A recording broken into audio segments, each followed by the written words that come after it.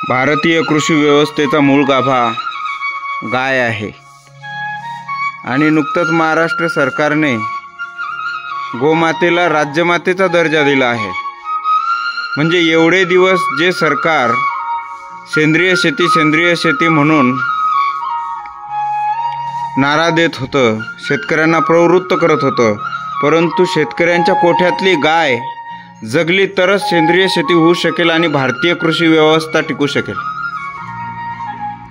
हरित क्रांतीचं गांजर देऊन भारतीय शेती पूर्ण रासायनिक करून टाकली आहे, शेतीचा जीवच गमावला आहे। ही शेती पुन्हा पुनर्जीवित करायची असेल तर त्याला एकच पर्याय आहे, तो म्हणजे गोवंश जगला पाहिजे। सरकारने देशी गोवंशासंदर्भामध्ये जी पावलं उचललेत ते खरोखर अभिनंदनास पात्र आहेत। गाय जगेल तरच देश जगेल, भारतीय सनातन संस्कृती जगेल, भारतीय शेती जगेल आणि पर्यायानं भारतातील हिंदू सुद्धा जगेल। जय गौ माता।